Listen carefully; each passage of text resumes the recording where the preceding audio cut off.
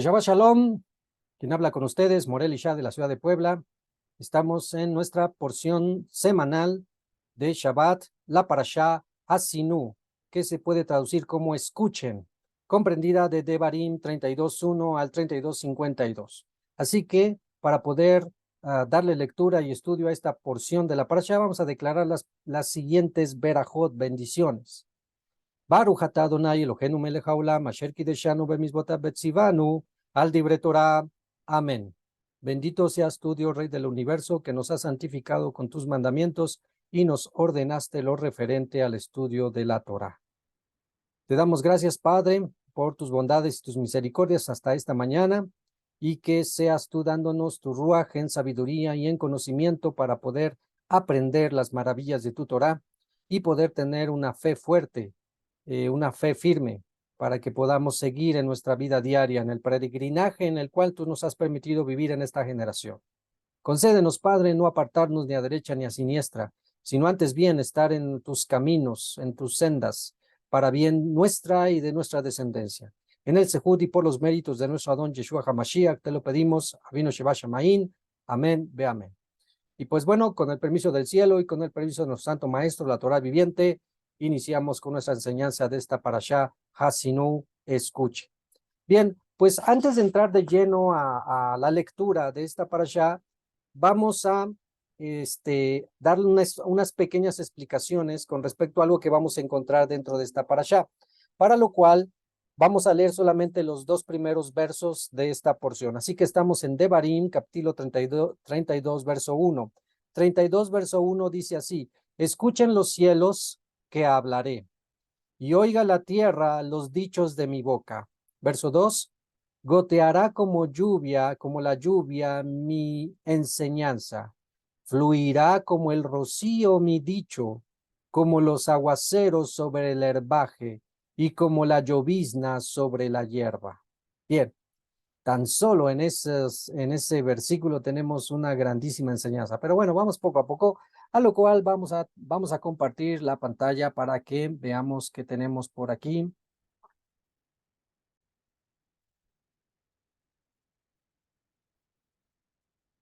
Bien, Parashá Hasinu, escuchen. Y tenemos, Hasinu, escucha en los cielos que hablaré y la tierra oirá lo que saldrá de mi boca. Esta expresión Hasinu es una llamado de atención.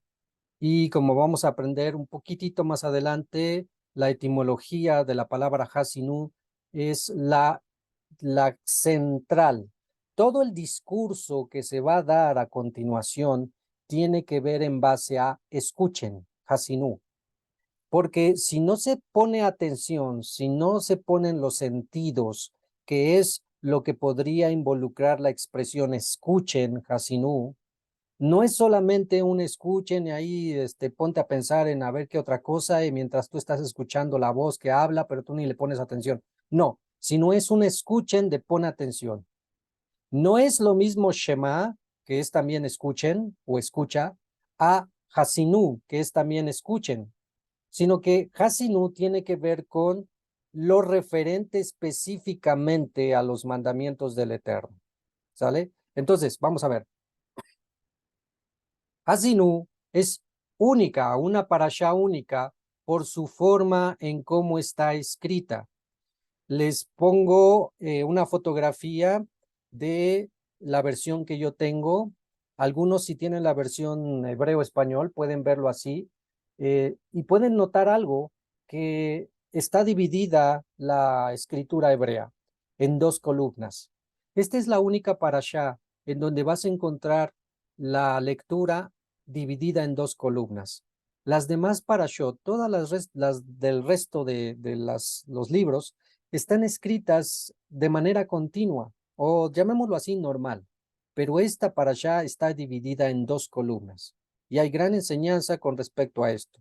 Cuando hablamos de dos, separación de dos, se nos puede venir a la mente varias cosas. Uno, creo que la primera que se te viene a la mente cuando dices dos y ves dos columnas escritas en hebreo, creo que lo primero que se nos viene a la mente son las Aseret Adibrot, las 10 palabras, los 10 mandamientos, las 2 tablas de piedra con los 10 mandamientos.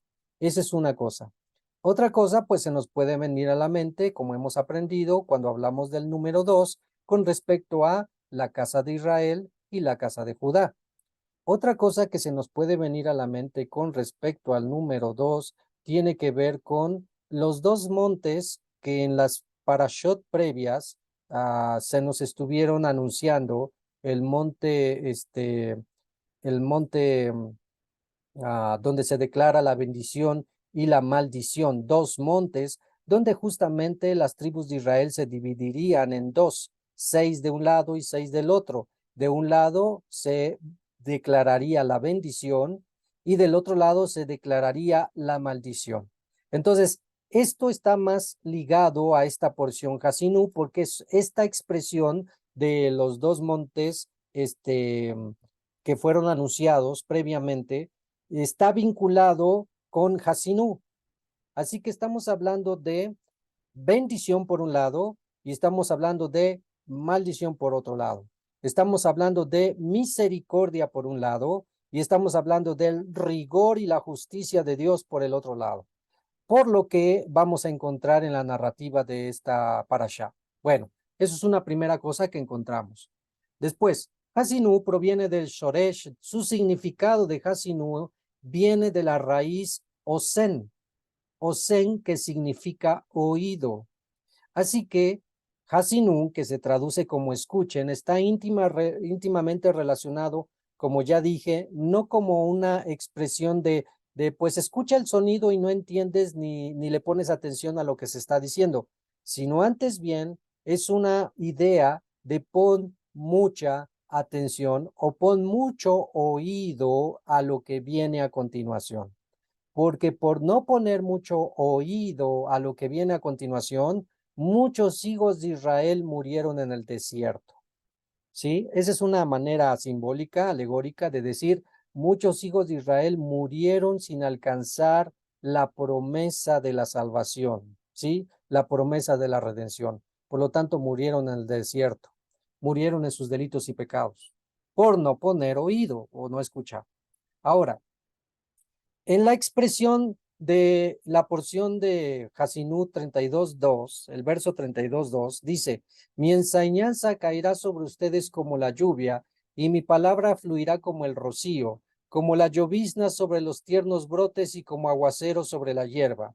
Aquí empieza este cántico de manera poética, haciendo una similitud o va a tratar de darnos una enseñanza en base a algo en la naturaleza, algo que Dios creó. Y esto es la lluvia o el agua que riega la tierra. Y que esa agua cae sobre la tierra y que principalmente si nos ponemos a entender la razón principal de la lluvia. ¿Cuál es la razón principal de la lluvia? Nutrir, alimentar, sustentar lo vegetal, ¿sí?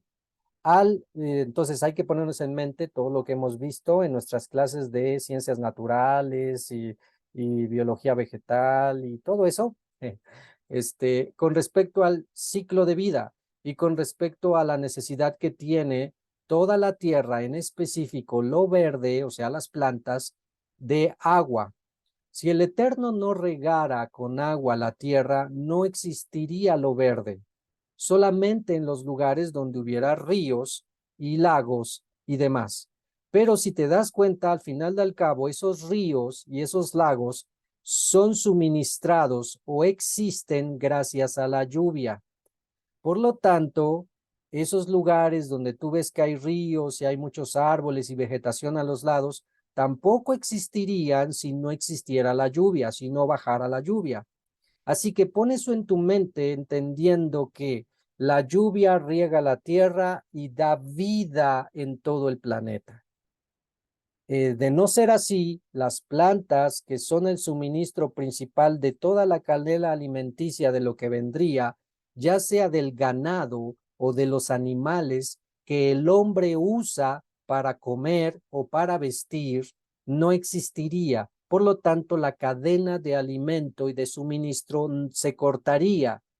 Y entendiendo también que los hombres no solo comen carne y se visten de pieles, sino que también usan la naturaleza, los árboles, las plantas, los diferentes vegetales para su suministro.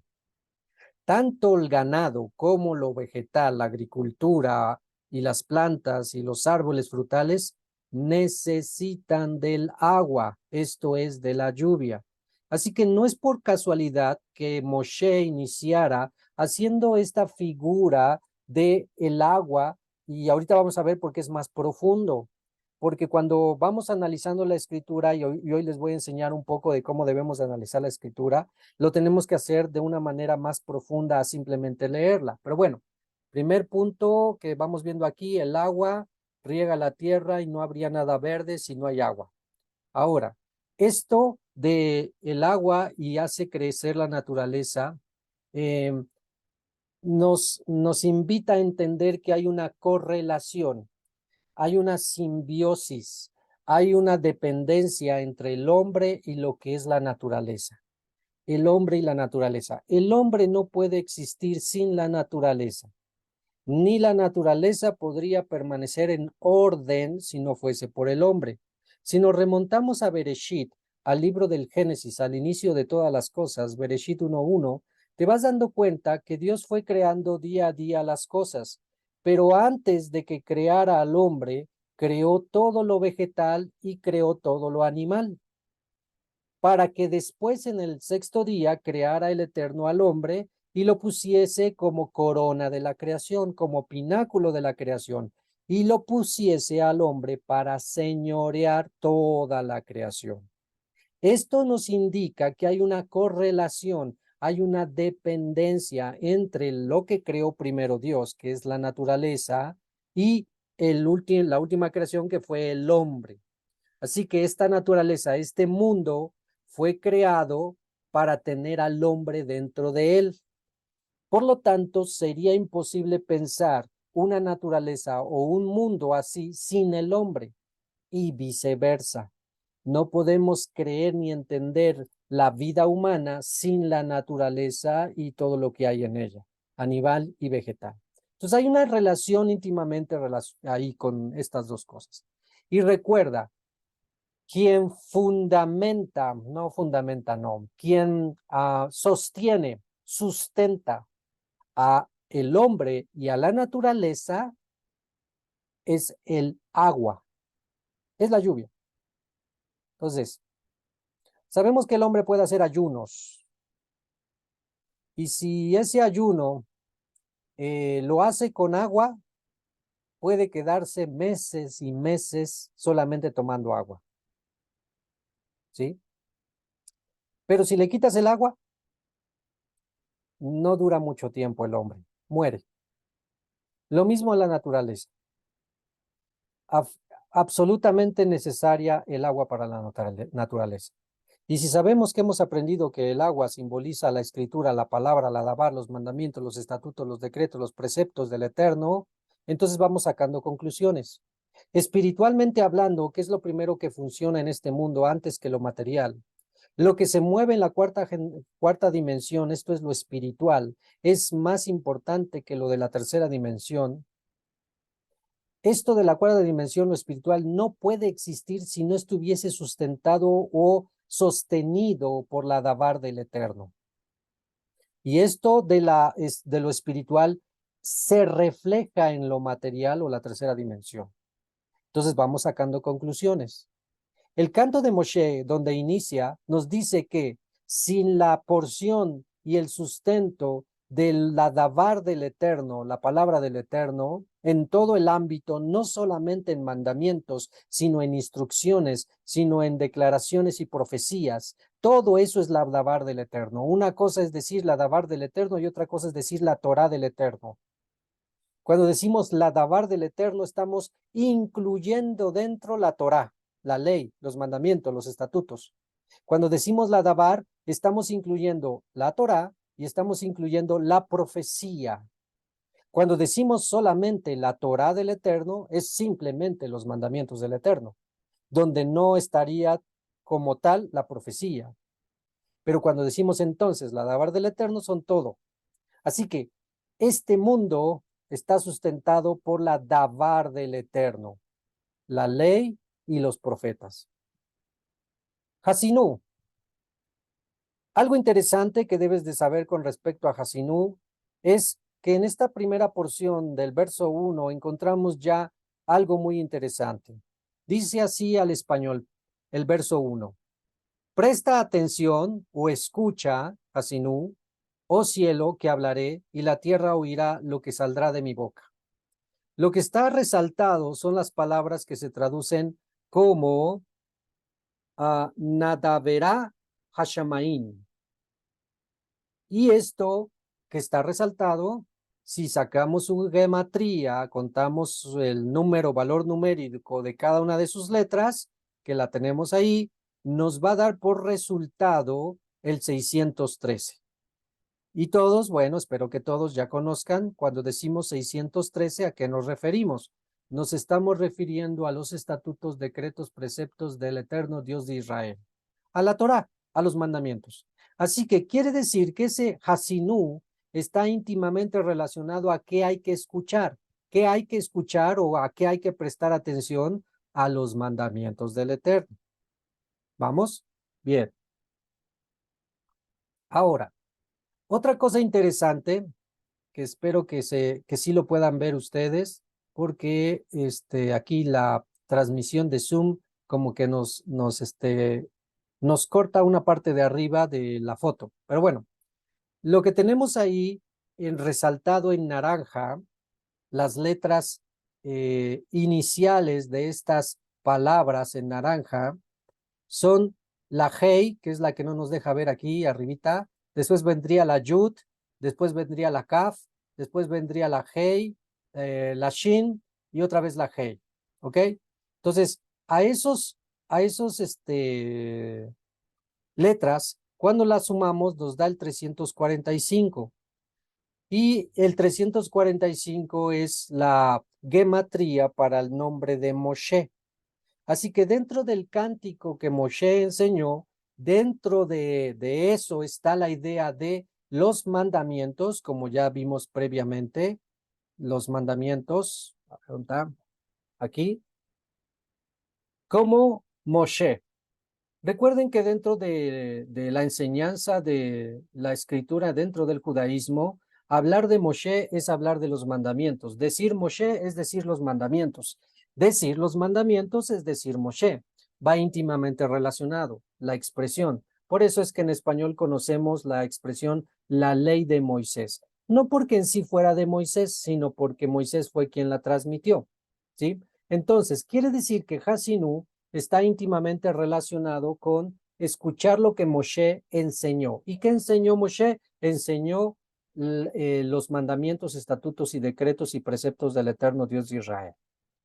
Entonces, toda la Torá nos va a hablar en su mayoría, con excepción de los primeros capítulos de Bereshit, nos va a hablar acerca de mandamientos que dio Dios a un patriarca, donde se inició con Abraham, y a partir de ahí ese primer patriarca transmitiría esos mandamientos a su descendencia, esto es a Isaac, el cual los transmitiría a Jacob, el cual los transmitiría a sus hijos, las 12 tribus de Israel. Y para cuando salieran de Egipto se harían palpables en el monte Sinai.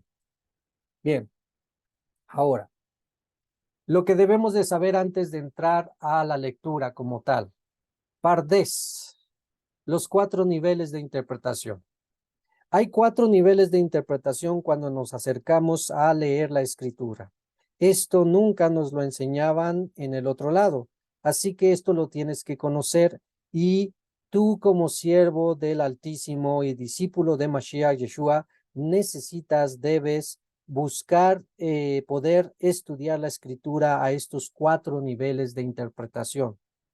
Vamos a ver cuáles son. La palabra hebrea pardes, que recuerden que el hebreo no admite vocales, el hebreo original, las vocales son introducidas a partir del siglo VIII, cuando los masoretas inventaron una puntuación vocálica, cuyo significado parece ser el de pardés. Pardés se traduce como tal, jardín o huerto, pero esto es un acrónimo, ¿sale? De las palabras peshat, Remes, Derash y Sot. Estos son los 4 niveles de interpretación en los cuales todos los estudiantes de Torá deben de moverse, practicar y leer la escritura. Primero tenemos el Peshat, que bueno, ahí lo tenemos como lo simple. Después Remesh, que es la pista. Después Derash, que es lo que nos invita a investigar. Y después los Sot, que es lo secreto. Vamos a ver uno por uno. El Peshat, el primer nivel de entendimiento o de estudio de la Torá, es el simple. Esto es, el Peshat es el significado simple, básico, literal del texto. Es similar a lo que la hermenéutica llamamos la exégesis. Es entender las escrituras en su sentido natural, usando los significados acostumbrados de las palabras que se emplean. Así que así como tú lo lees, así es como tú lo entiendes. Es lo por encimita, lo más básico como lees. Hay muchos de nosotros que cuando iniciamos nuestro estudio de la Torá, cuando íbamos leyendo, había cosas que no entendíamos para nada. No sé si te pase todavía, de repente sí llega a pasar. Vas leyendo algún libro y de repente, ¿qué fue lo que dijo? Y te regresas. Te regresas al verso anterior, lo vuelves a leer y no lo entiendes. Te regresas todavía un poquito más y sigues sin entenderlo. Te adelantas otro versículo más adelante y tampoco lo entiendes. Y te quedas con, por fin, ¿qué es lo que está diciendo aquí? Bueno, estos niveles de interpretación te van a ayudar a poder estudiar y a tratar de comprender esos momentos difíciles que podríamos tener donde decimos, yo no entiendo qué es lo que dice aquí. Así que si entiendes, si comprendes a qué nos referimos con los 4 niveles de interpretación, vas a poder hacer uso de las herramientas que cada uno de ellos tiene. Así que Peshat, el nivel simple o sencillo, lo que leemos simplemente. El siguiente es el Remesh. El Remesh, el significado del nivel de entendimiento que se llama Remesh, que se puede traducir Remesh como pista o alusión o insinuación, es el significado implícito del texto. En el nivel Remesh, los detalles en el texto a menudo se consideran como que implican una verdad más profunda que la que se transmite en su Peshat. Este es el nivel filosófico en donde se esconden códigos. Este nivel hace uso de la gematría de las letras hebreas. Fue justamente lo que acabamos de hacer cuando vimos que la primera frase del verso 1, cuando vemos su gematría, nos va a decir que está hablando del 613. Y también cuando vimos que al extraer las iniciales de los primeros 7 enunciados, nos va a dar el nombre Moshe en la gematría. Eso es el nivel Remesh. Ahora, el nivel Derash o Drash. El siguiente nivel de entendimiento de las escrituras se llama Drash, que aquí parte la palabra Midrash. Algunos conocen y saben un poquito acerca de este término, el Midrash o el Midrashim, que usan bastante los rabinos judíos para dar explicaciones de algunos pasajes de la escritura.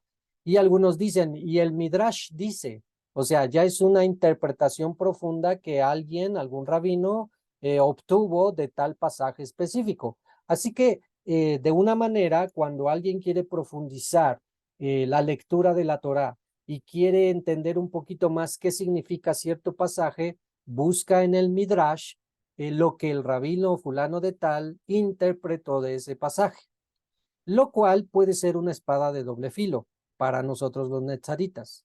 Porque si entendemos que los rabinos no actuaron absolutamente inspirados por el Ruach HaKodesh y en muchas ocasiones se han equivocado en muchas interpretaciones, sobre todo en lo referente a Yeshua HaMashiach, pues no podríamos tomar muy en serio el Midrash, sino, como yo lo diría coloquialmente, como que le creo la mitad. Así que el Midrash puede ser muy bueno para entender algunas cosas, pero a la vez podría ser un engaño, como lo decimos, una espada de doble filo. Así que quien se quiera meter en el Midrash, o el conocido en el mundo judío como el Midrashin, tener mucho cuidado, ¿sale? Seguimos y dice, examinar algo con mucha atención, tratando de averiguar las interioridades o los detalles menos manifiestos. Para esto se requiere el conocimiento previo de las escrituras, en su totalidad. Y esto para que al escudriñar el texto puedas relacionar con otros textos de otros libros de la propia escritura. Lo vuelvo a repetir para que entiendan qué es el término derash. Es examinar algo con mucha atención, tratando de averiguar las interioridades o los detalles menos manifiestos. Para esto, para poder examinar esto, se requiere el conocimiento previo de las escrituras en su totalidad. Te lo traduzco. Que por lo menos hayas leído desde Génesis hasta Apocalipsis mínimo una vez, ¿sale? Los 66 libros, pues.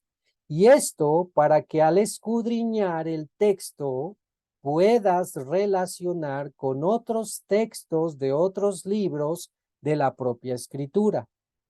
Es por eso que viene constantemente la recomendación de hay que leer toda la escritura para que tengamos la herramienta suficiente para poder comprender algunos textos que pareciesen difíciles de entender.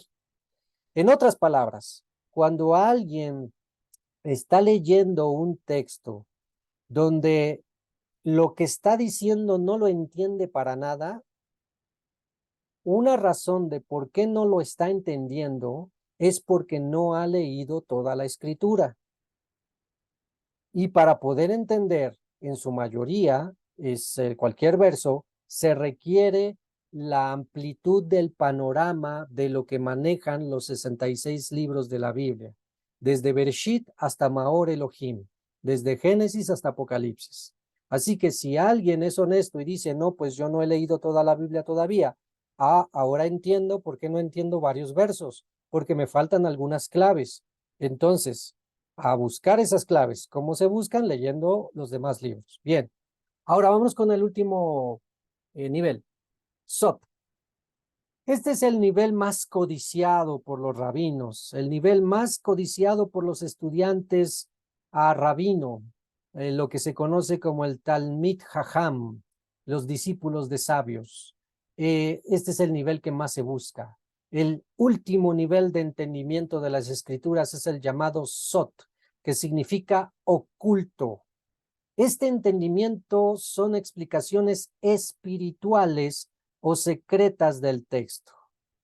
Esto significa que son interpretaciones no literales, no que puedes vincular en sí con otro verso, sino que tú en base al contexto vas a encontrar el significado espiritual para ese palabra o verso, ¿sí? A ver si lo entendimos. No es lo literal, que es lo primero, no es lo que puedes relacionar con otros versos, que sería lo segundo y lo tercero, sino es algo que en algunas ocasiones o en la mayoría de las ocasiones no tiene nada que ver ni con lo literal ni con lo que está escrito, sino que es algo que el Eterno, solo el Eterno te puede revelar que está dentro de esa porción. A ver si lo entendemos mejor leyendo Primera de Corintios 2, 7 al 14. Bueno, nada más el 7 y el 8. Primera de Corintios dice, ¿por qué? Dice Shaul de Tarso, porque ¿quién de entre los hombres puede saber las cosas del hombre? Sino el espíritu del hombre. Así que, ¿quién entiende al hombre? Pues el hombre, ¿no? Pues así debería de ser. Bueno, ¿qué está en él? Asimismo, nadie conoce las cosas de Dios sino el espíritu de Dios. Así que, para llegar al nivel Sot de las escrituras, sí o sí se requiere el Ruach HaKodesh, el Espíritu Santo, el Espíritu de Dios, la Shejinah, la presencia divina, el soplo del Eterno. Y aquí viene lo profundo, porque si somos honestos, reales, ¿a quiénes se les prometió recibir el Ruach HaKodesh? ¿A todo el pueblo judío? Respuesta A. ¿A los discípulos de Yeshua? Respuesta B. ¿Cuál es la respuesta correcta? Pues la A no es. A los únicos que se les prometió tener el Espíritu de Dios, el Ruach HaKodesh, fue a los discípulos de Mashiach. Cuando leemos los Masorot, los Evangelios, en los últimos capítulos, cuando Yeshua está a punto de partir, constantemente les está diciendo a sus discípulos, espérense aquí hasta que reciban la promesa del Padre. ¿Cuál promesa? El Ruach HaKodesh. Y entonces recibiréis poder cuando haya venido sobre vosotros el Ruach HaKodesh, el Espíritu de Dios. Y me seréis testigos en Judea, Samaria, Jerusalén, Judea, Samaria y hasta el último de la tierra. ¿Cómo? Cuando ya se tiene el Ruach HaKodesh. Porque entonces vas a leer las escrituras y vas a poder hablar del Mashiach y de la identidad del Mashiach, que el Ruach HaKodesh te va a descifrar o te va a mostrar los versos de la Torah donde hablan de Yeshua HaMashiach. Por eso dice, me seréis testigos, está diciendo Yeshua. Me seréis testigos. Quiere decir que tú vas a hablar de Yeshua, de las Escrituras. Recuerda que en ese momento histórico, Judea del primer siglo, no existía el Nuevo Testamento. No había Mateo, Marcos, Lucas, Juan, Hechos, Romanos, Corintios, Efesios, Colosenses, Tesalonicenses, etcétera, etcétera. No existían. Entonces, ¿qué es lo que usaban los primeros discípulos para demostrar que Yeshua era el Mashiach? La Torá, los profetas. Y para poder demostrar que Yeshua era el Mashiach, tenían que escudriñar a nivel Sot, por medio del Ruach HaKodesh, la revelación del Espíritu Santo, que Yeshua era el Mashiach. Así que, cuán dichosos somos los discípulos de Mashiach. Cuán dichosos somos porque podemos alcanzar este nivel verdadero. No un nivel místico o un nivel esotérico como lo manejan los rabinos, donde ellos dicen que llegan a este nivel de esta manera, de una manera mística, de una manera esotérica.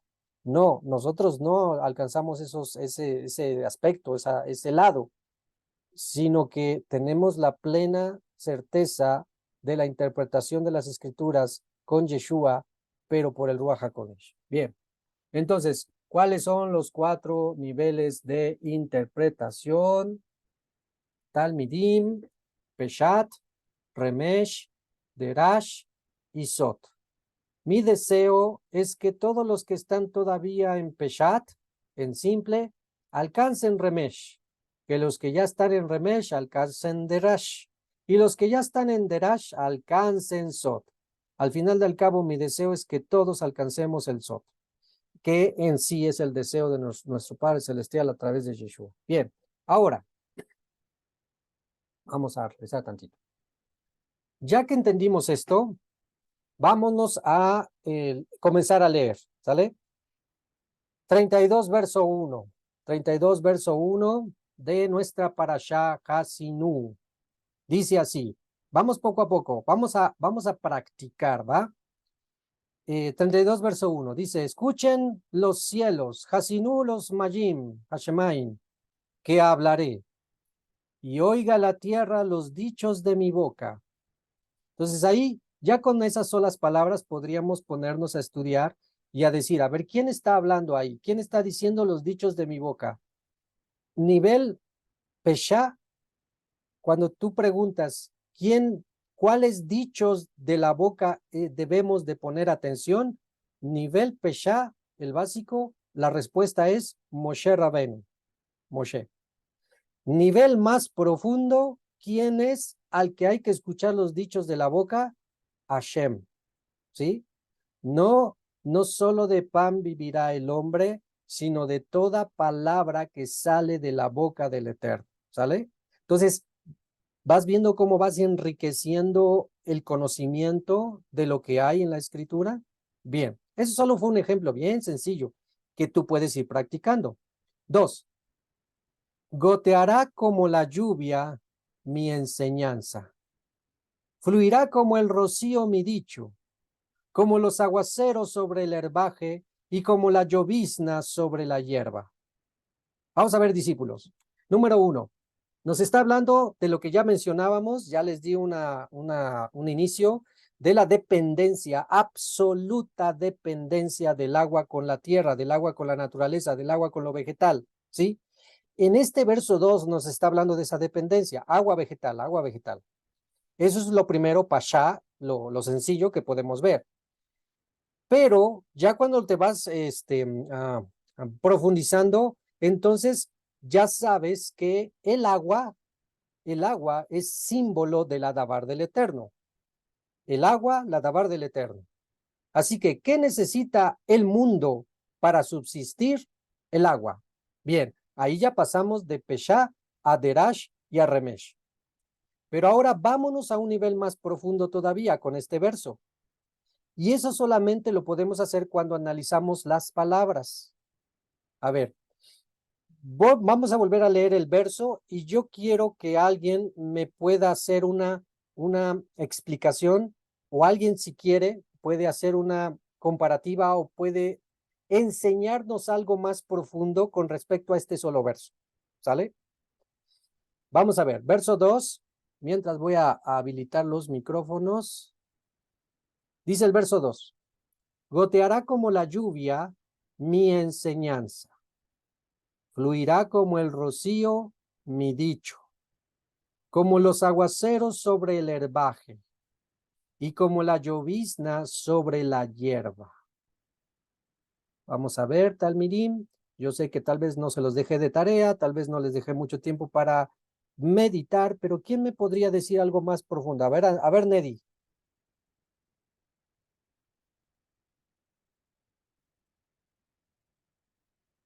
¿No se puede? A ver. Ya. En este verso 2 yo veo algunas palabras clave, que es como la lluvia, como el río, como llovizna, como aguacero. Son palabras clave que nos está enseñando y nos está, bueno, lo que yo entiendo, nos está tratando de decir que a todos nos da su enseñanza el Eterno según nuestras capacidades, algunos como rocío, algunos como aguacero, pero según la capacidad de cada uno, que tengamos cada uno de nosotros, es lo que le entiendo. Moshe, desde Jalisco, Gerardo Mateos. Lo que yo veo es lo que acabamos de recibir como enseñanza de parte de usted, el Pardés, donde estas 4 palabras claves que mencionó la hermana vendrían siendo en ese orden el Peshat, el Remes, el Darash y el Sot. Y si analizamos cada una de las palabras y Poco a poco. en el entendimiento que normalmente tenemos, si comparamos una palabra con la otra, por ejemplo, la lluvia es la palabra que se le da a todo ser que la quiera recibir, porque habrá quienes se escondan de la lluvia pensando que deben de protegerse en lugar de recibir los beneficios de la misma. El rocío habla de una forma más tierna, en donde se requiere más detalle para poderla recibir, más sensibilidad, más disposición, diligencia. Lloviznas habla de una lluvia, pero no tan fuerte, una lluvia que, como es más sistemática, quizás incluso penetre más todavía en la tierra. Y la otra es el aguacero, ¿verdad? Que sí es una lluvia pues todavía mucho más intensa, donde hay una plenitud de la misma. Es lo que yo percibo. Shalom, Morim. También nos está hablando del agua, ¿no? Y el agua es vida. O sea, sí lo que nos están comentando los hermanos, pero también en ambas palabras está diciendo del agua. Y el agua es vida, es esperanza.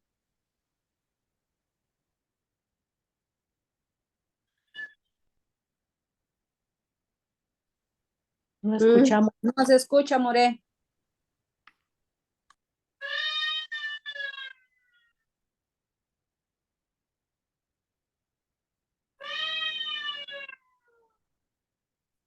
Bueno, ¿ya se escucha? Ahora sí. Ya, Morim, ya se escuchó. Es que se murió el micrófono. Se le acabó la pila. Vamos a ponerlo a cargar, si no. Ok, sí, muy bien, perfecto. Exactamente. Los tres dijeron muy bien. Uno complementa al otro y el otro también. Y eso es a lo que nos referimos. Fíjate, los principios de enseñanza de la escritura aquí están. Aquí están. No necesitaríamos meternos tantos libros de autores cristianos o de autores hermenéuticos o de la homilética. Yo me acuerdo en el seminario bíblico, había que leer mucho y había que leer ciertos libros específicos para la interpretación. Me acuerdo de uno que se llamaba Claves de Interpretación Bíblica. No me acuerdo del autor. Dentro del cristianismo era muy conocido, pues se me fue. Claves de Interpretación Bíblica. Bueno, entonces, no necesitamos esa filosofía de hombres cuando tenemos aquí en la propia escritura nos está diciendo lo que necesitamos para interpretar la escritura. Este cántico que está iniciando a enseñar Moshe a los hijos de Israel, número 1, recuerda que es de generación en generación. Esto aplica a todas las generaciones. Esto significa que esta manera de interpretar, de conocer, de escuchar la voz de Moshe, que es escuchar la voz del Eterno, se aplica en esta generación, en la pasada, en la futura y por siempre. No hay que inventar algo que no es. Así que, como bien mencionaron, las palabras claves del verso 2 son las que tienen que ver con el agua, la lluvia, el rocío, la llovizna y el aguacero, que aunque no están en orden como tal, porque no es, si somos biológicos, ¿cómo inicia desde abajo hacia arriba? No se inicia con lluvia, aunque inició con lluvia, el verso. Lo que sí es que sí terminó con aguacero, que con eso sí se termina. Pero fíjate, ¿cómo iniciamos? ¿Qué es lo básico, lo sencillo, lo pashá? Es el rocío. ¿Sí? Amanece, y cuando amanece, aunque no haya llovido, ¿cómo amanece la hierba? Mojadita, rocío, ¿sale? Ese es el primero, el primer nivel, lo sencillo. Como lo decía Gerardo, bien dicho, son explicaciones y son sentidos sencillos, simples. El siguiente sería la llovizna.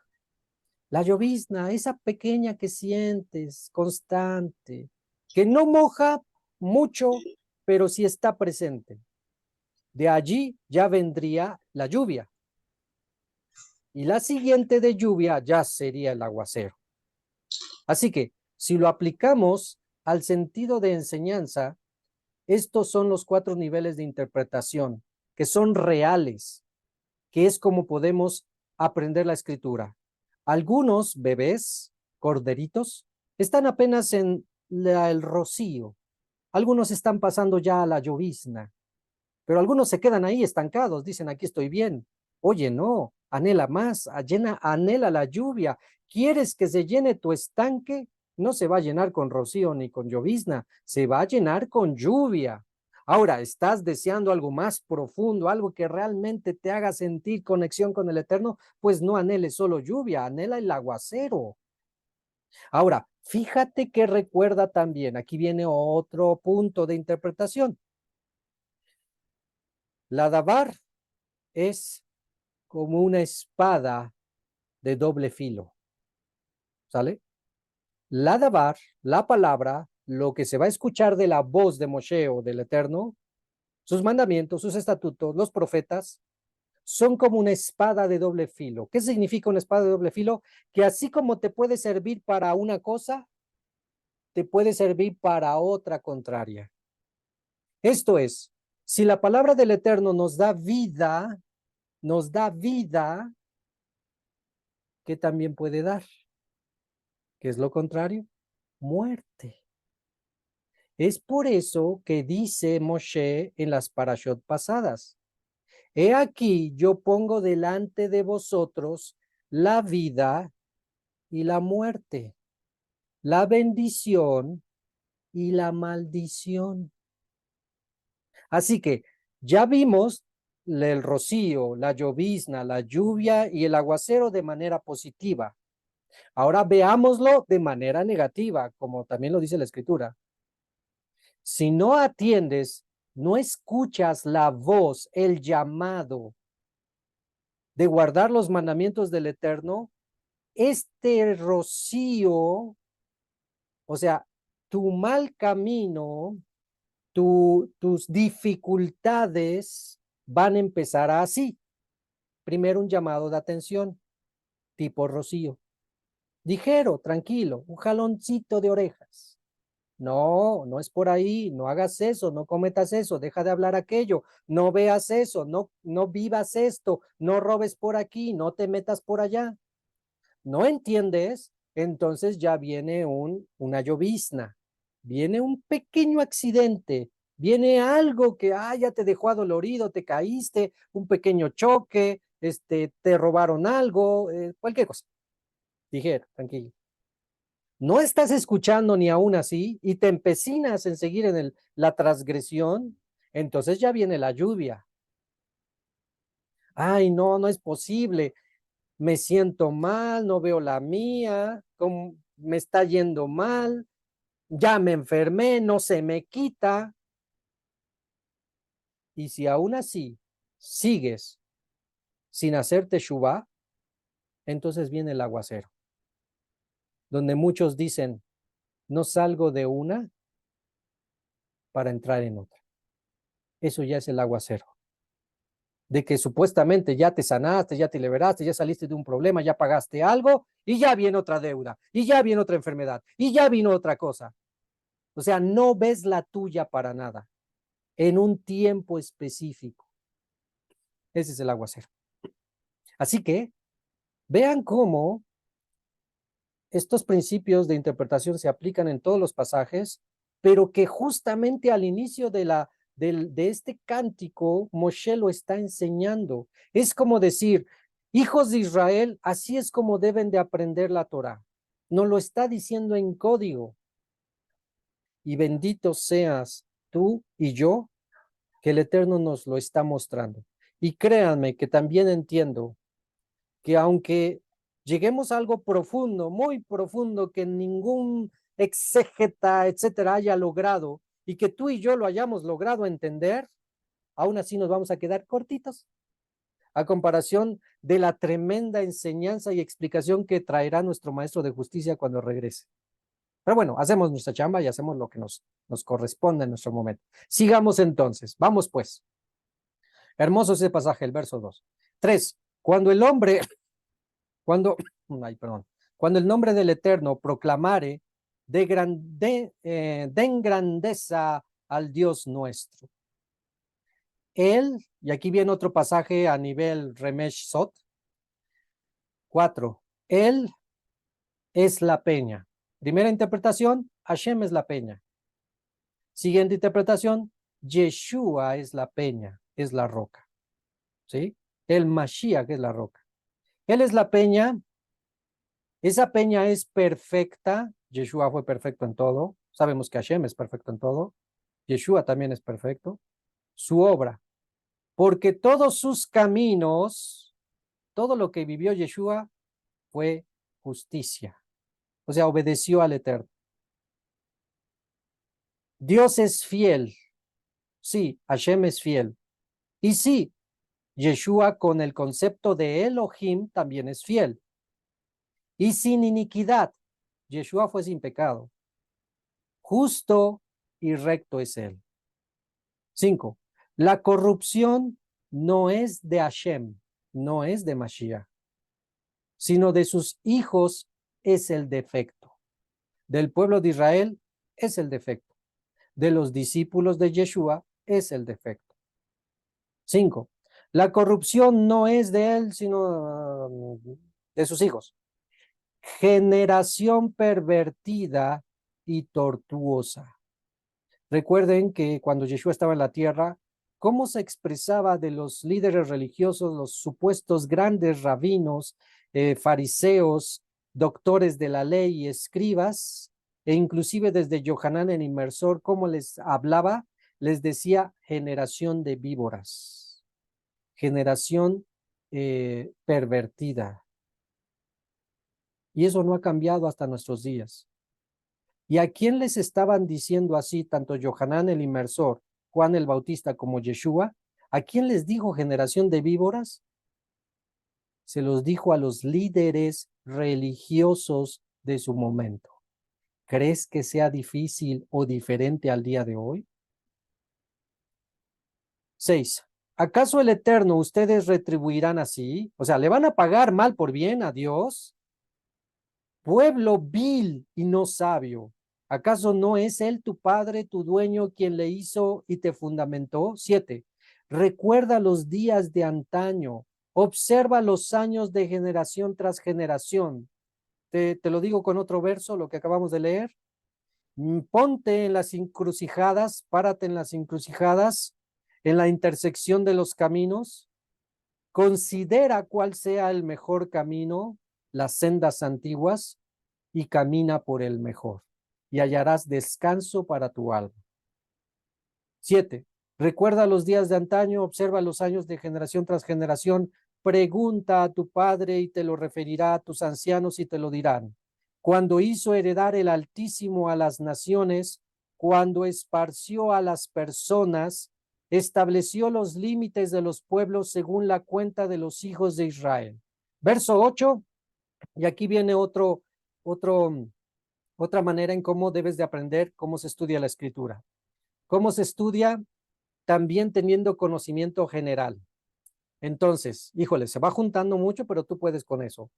No solo es leer los 66 libros de la Biblia, también necesitas conocimiento general.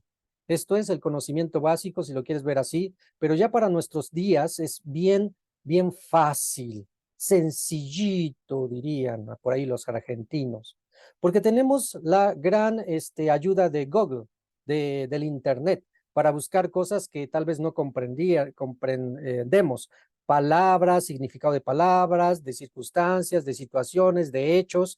Tú lo pones ahí en Google y ya lo encuentras. Bueno, ahora, vamos a volver a leer el verso 8 y te lo voy a explicar con bolitas y palitos y nos vamos a sorprender. Como todo estaba aquí escrito, solamente que necesitábamos también un poco de geografía para poder entenderlo a plenitud. Y hasta eso ni a plenitud, nos vamos a quedar cortos. Verso 8, ve conmigo, verso 8. Cuando hizo heredar el Altísimo a las naciones, ahí me detengo para explicar. Cuando hizo heredar el Altísimo a las naciones, o sea, Dios creó al hombre y cuando lo crea, en su mente, antes de que ya se hagan las cosas, en su mente ya estaba cuántas naciones iban a existir sobre la faz de la tierra. ¿Cuándo comienza a hacerse palpable esa distribución de las naciones? Seguimos leyendo y dice, cuando esparció a las personas. ¿Cuándo esparció a las personas? Pregunto yo. Y entonces se nos viene a la mente Torre de Babel. ¿Dónde fueron esparcidas las naciones o los pueblos o la gente? En la Torre de Babel, cuando confundió Dios el lenguaje de todos y todos se esparcieron y se fueron. Vas viendo desde cuándo el Eterno ya había ideado las naciones, ¿ok? Y entonces dice, cuando esparció las naciones, cuando esparció a las personas, Torre de Babel, estableció los límites de los pueblos según la cuenta de los hijos de Israel. Quien no lo haya notado aún, no se preocupe, para eso estamos aquí. El Eterno diseña al hombre, bajan del arca de Noé, vayan, multipliquen y fructifiquen, es el mandamiento. Tengan muchos hijos. Pasaron cientos de años y cuando se multiplicaron, vino Torre de Babel. Toda Torre de Babel y ya eran muchísimos humanos. Dios baja, confundamos, les da lenguas diferentes a todos y en base a esas lenguas se comienzan a conformar las naciones. El inglés, el español, el chino, el francés, el alemán, etcétera, etcétera. Eso es solo el lenguaje. Pero dice al principio del verso, ¿qué dice al principio del verso 8? cuando hizo heredar el Altísimo a las naciones. Esta expresión quiere decir que el Eterno ya había establecido las fronteras de cada país desde el momento que esparció a los hombres por lenguaje. Ejemplo, cuando se viene la situación de la Torre de Babel y el que estaba junto de mí, yo hablo español, y el que estaba junto de mí comienza a hablar en coreano, ya no le entiendo. Entonces, pues, me cae gordo porque pues, no me puede pasar el ladrillo. Oye, pásame el ladrillo, no me entiende, me pasa otra cosa o no sabe. Entonces, escucho por allá a lo lejos que hay alguien que sí le estoy entendiendo, me junto con él y nos vamos juntando todos los del mismo idioma. Nos vamos juntando, nos vamos juntando, nos vamos juntando. Hacemos nuestro grupito, aquí los de español, solo nosotros nos entendemos. A partir de ahí, y estamos hablando del español, el Eterno estableció de qué tamaño sería nuestro país. Ahora, llévalo a cualquier otro idioma, el alemán. Cuando se juntaron los alemanes, el Eterno ya había establecido de qué tamaño iba a ser Alemania. Llévalo a cualquier otro país, ¿sí? Pero los límites de ese país fueron establecidos en base a un factor. Ese factor fue los hijos de Israel. Vamos a volver a leer el verso 8 y vamos a pasar a ver unas imágenes para que lo entendamos. 8. Cuando hizo heredar el Altísimo a las naciones, cuando esparció a las personas, estableció los límites de los pueblos, sus fronteras, el tamaño del país, según la cuenta, el número de los hijos de Israel. Vamos, contar, mi mouse.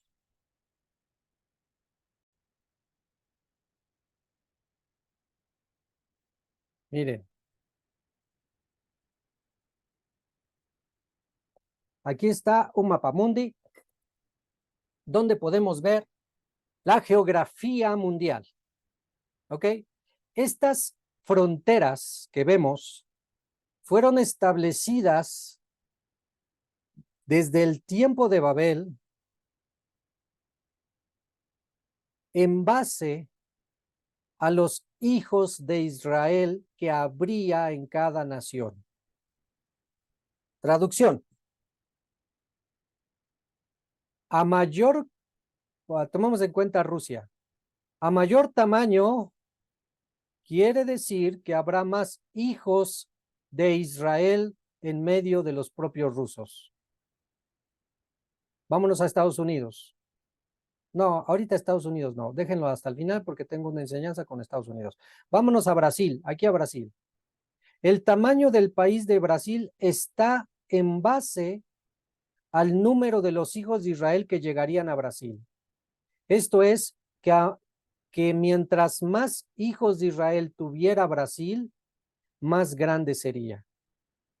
Pero estamos entendiendo que no toda la totalidad son hijos de Israel, sino que brasileños normales, nativos, lo que tú quieras llamarle, más los hijos de Israel, a la suma de eso sería la necesidad del tamaño del país. ¿Sí?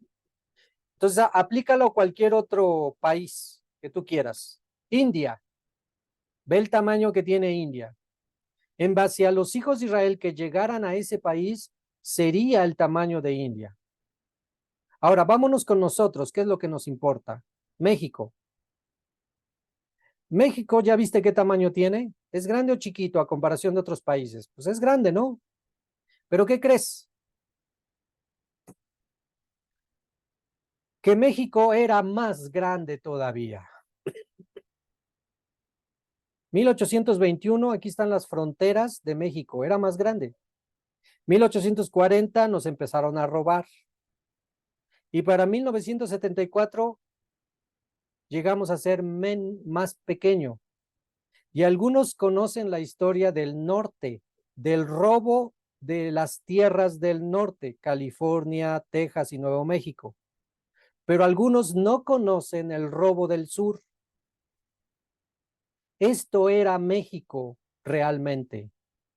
México comprendía California, Nuevo México, Texas, y del lado del sur, Guatemala era de México, El Salvador era de México, Honduras era de México, Nicaragua era de México y Costa Rica era de México. Todo esto era de México. Pregunta: si las fronteras de los países fueron determinados en base a los hijos de Israel que iban a llegar a ese país, quiere decir que en su momento México iba a recibir muchísimos hijos de Israel. Pero algo pasó, que nos robaron territorio. Algo pasó que como que ya no iba a haber tantos hijos de Israel y por lo tanto ya no necesitas tanto territorio. ¿Sí estamos entendiendo? Estoy tratando de explicar la razón profética de por qué nos robaron territorio. Ya la razón política y económica ya es otro rollo. No, la razón profética de por qué nos robaron territorio. Y la razón profética de por qué nos robaron territorio y ya no fuimos tan grandes ni al norte ni al sur, tiene que ver con un hombre llamado Fray Tomás de Torquemada, que pidiendo cartas de Isabel la Católica y Fernando, se vino persiguiendo a los judíos a la Nueva España. Fray Tomás de Torquemada, primer jefe inquisidor de la Nueva España. ¿Qué fue lo que causó Fray Tomás de Torquemada? Que o te conviertes a la cruz de Cristo, judío, o a la hoguera. Y como hubo muchísimos judíos que no apostataron de la fe judía, fueron quemados y asesinados. Y otros que ya habían escuchado que este inquisidor había llegado a la Nueva España, comenzaron a irse. ¿Hacia dónde crees? Recuerda nuestro mapa. Aquí está. México. Ya sea que hayan llegado por Nicaragua, El Salvador, Cuba, las islas, el Golfo de México, se asentaron los judíos con Cristóbal Colón, comenzaron a colonizar lo que es Veracruz, pasaron a Puebla, de Puebla, de ahí se fueron un poquito hacia el norte porque ya venía este fray Tomás de Torquemada y comenzaron a irse hacia el norte. Y entonces fundaron lo que fue Monterrey, Nuevo León, Chihuahua, etcétera. Pero como venía atrás de ellos este fray de Torquemada, entonces se fueron todavía más al norte. Esto es lo que hoy conocemos como California, Nuevo México y Texas. Quiere decir que entraron por Veracruz, que entraron por Honduras, por Nicaragua, por Mérida, pero no se quedaron ahí, sino que tuvieron que emigrar hacia el norte, justamente por la persecución. De tal manera que si se hubieran quedado aquí, México hubiera quedado de este tamaño. Pero como no se quedaron los hijos de Israel aquí, sino que emigraron al norte o al sur, entonces, y viendo que Fray de Torquemada instituyó la Santa Inquisición aquí en Mesoamérica, con todo lo vil y lo perverso que conoces de la Santa Inquisición, lo único que hizo fue ahuyentar a los judíos que se estaban quedando en México para que se fueran a lo que hoy conocemos como Estados Unidos.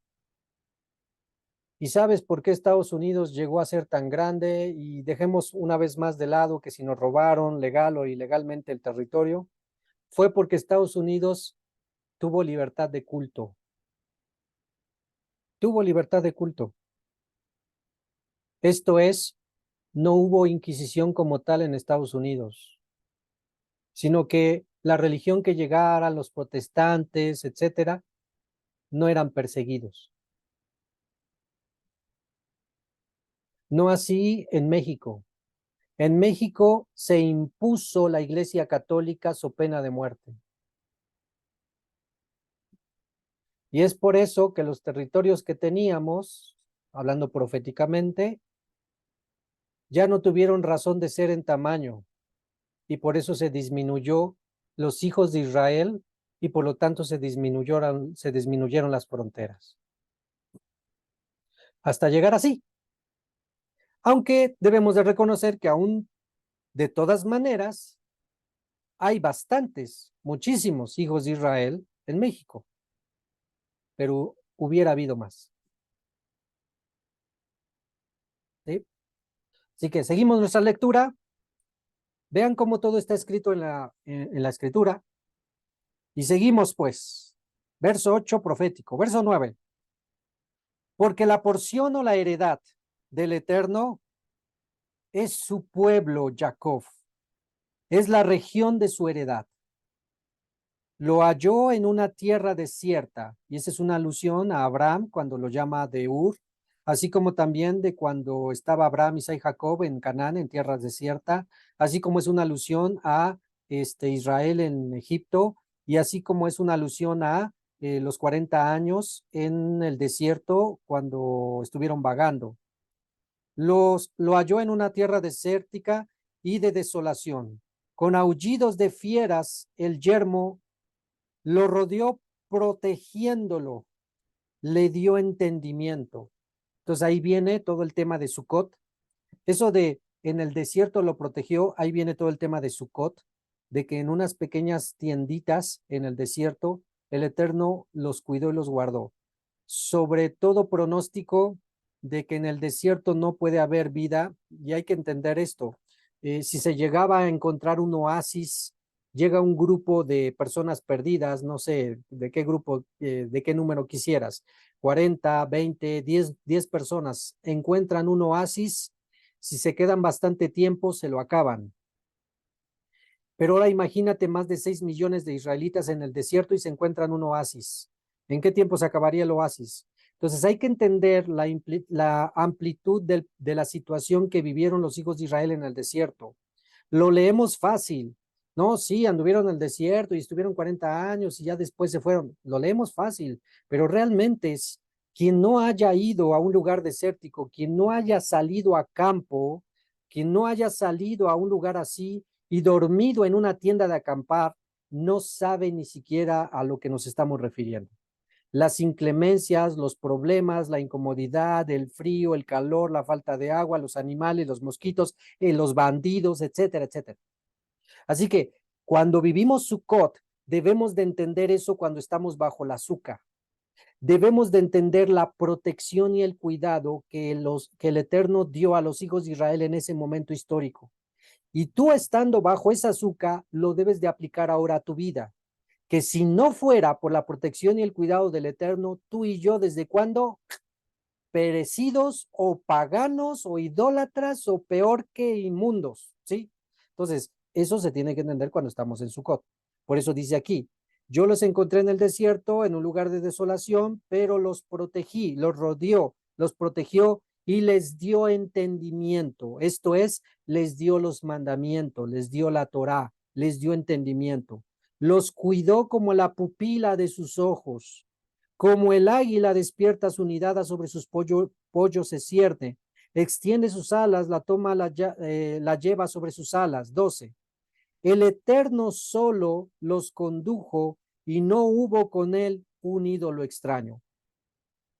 Terminamos esta sección con ese último verso.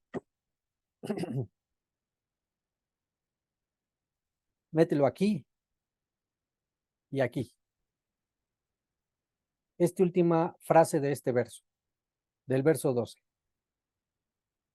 El Eterno solo lo condujo y no hubo con él un ídolo extraño. ¿Sabes qué se avecina? Se avecina una tremenda idolatría sobre la faz de la tierra.